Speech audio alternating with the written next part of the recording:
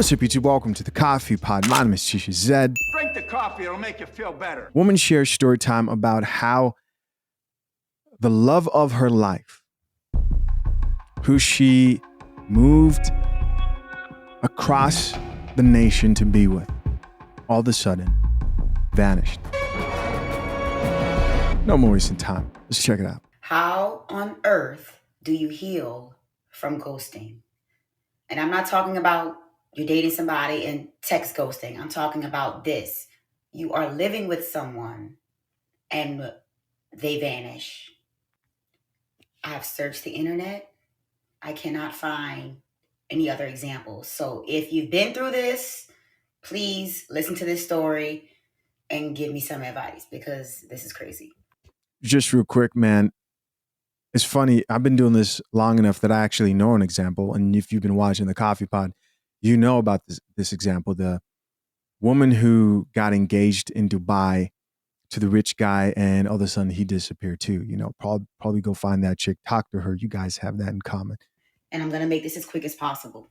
Okay, long story, completely short. I rekindled something with my high school sweetheart literally 20 years later. We were dating long distance and, we were like, okay, what are we doing? Are we doing this? Okay. So after some trips here, there, whatever, him visiting me, us going to wherever,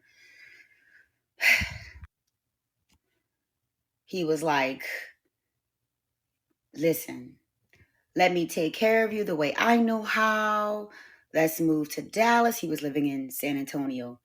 Let's move to Dallas. And I was in New York. Have a fresh start.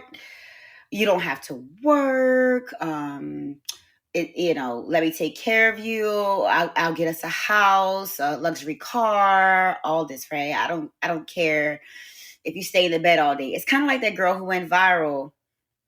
The story about how her husband got her to move to Dallas and blah, blah, blah. It's crazy. Except mine ended up the opposite way.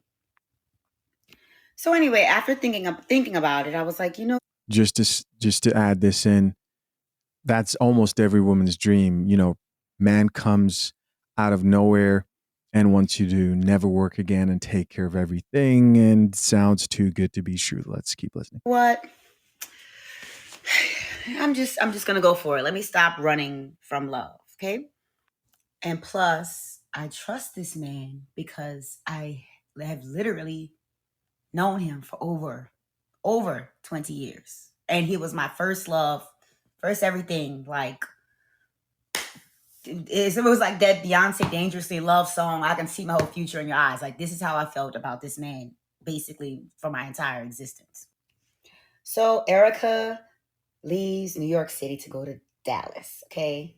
My son went to college last fall, so it's like, nothing was really keeping me there. I had the love of my life telling me to come take a break. You know what? After an 18-year life sentence, I deserve. I literally have a going away party in New York. It's a big deal, right? Damn. Okay. Move all my stuff, all this luggage. And now I've been kind of living a nomadic life for the past, 4 months because I've been traveling. It was all over Europe, here, there, everywhere. And I'm just like, I just can't wait to be settled. So he goes to Dallas a week before me, starts to look for a house, the house he promised. I go there. We were looking. We found one, but it wasn't going to be ready until the end of February. This is in early December. So, of course, we're in an Airbnb, monthly until the beautiful 3 or 4 bedroom, something crazy townhome on the waterfront was ready. It was so beautiful. Fireplace, everything. Like, you walk in, it's just lake. Everything is great. So I started to notice some red flags, but I'm like, at this point, I'm tired. I'm like, you know what? And this is why you should never lower your standards. But okay, ignoring red flags. Got it. I'm just like, you know what? No one's ever going to be perfect. This is my first love. We're doing this, but like crazy red flags, like to the point where it was keeping me up at night. Ignoring crazy red flags. Got it again. Okay, so, but everything is still good. The love is there. We're chilling a lot. He's making home cooked meals all the time. Like, I wish I could just have a show and tell and show y'all these meals. Like, lobster this and the shrimp this and like good stuff all the time. I'm a pescatarian, so all these great seafood and vegetarian meals. For the most part, everything is good. Okay. One day, I woke up feeling very, very sick. Okay. And I'm like, I need to go to the hospital. I was having all kinds of different symptoms. And a little bit of backstory, there was an issue with our Airbnb. So there was a possibility that we would have to move Airbnbs that night or the following day. That's a crucial part of the story. So anyway, he's like, okay, well, I'm going to stick behind to clean up this space in case we have to leave tonight because the owner was trying to get us to move the reservation up. Right. So I get ready to leave for the hospital. He gives me a very loving goodbye, and to the point where I'm not even mad anymore, right? And this is why Shara Seven be saying what she's saying about like don't fall in love and don't date somebody that like you're so enamored and attracted to. Because Shira 7. You've been listening to Shira 7.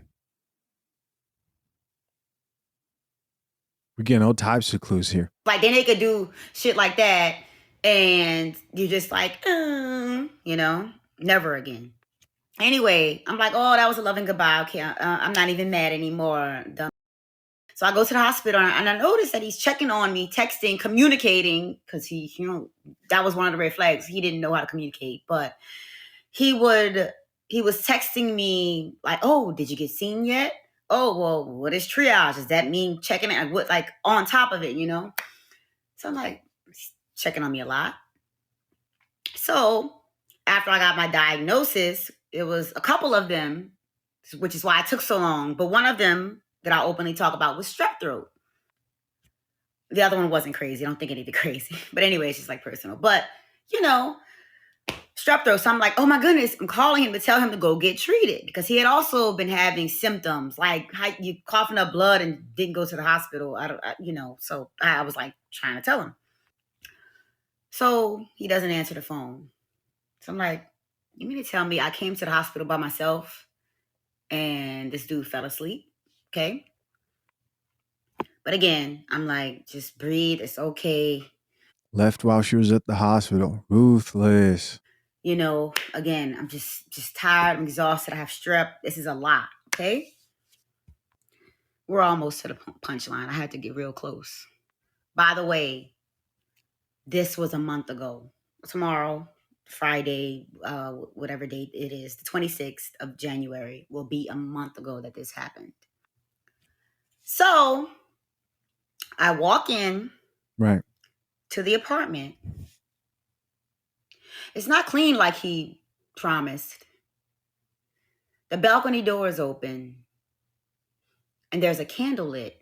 That's the first thing I notice.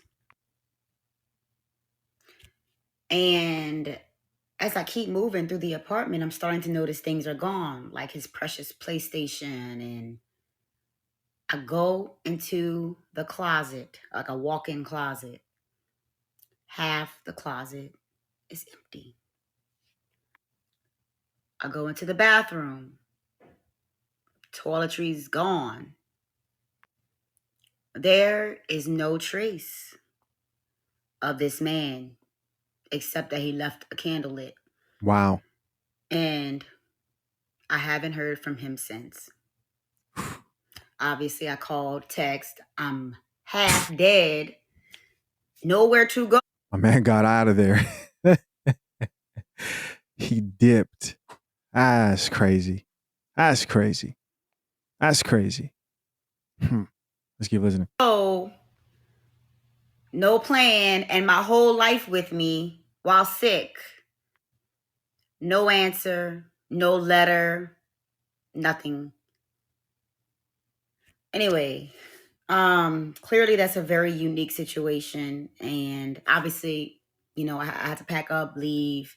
I'm back in my hometown now of New Orleans, which I'm so thankful for. He did me a favor, and I'm dating people who are much better and more in line with my standards. And Already dating? I don't know. I think after a story like that, you'd at least take a step back and kind of reevaluate. Be like, what am I doing wrong? I don't know. Maybe listening to Shiri 7. Put that coffee down. Put that coffee down. I don't know. Just taking a moment to reflect. That's a crazy story. healing and doing all this self work, everything is I'm glad, but there's still a part of me that messes with me mentally because I have no answers, no closure, no nothing, and I love this person for over 20 years of my life. Someone please send help. You loved this person for over 20 years of your life, but you were dating other.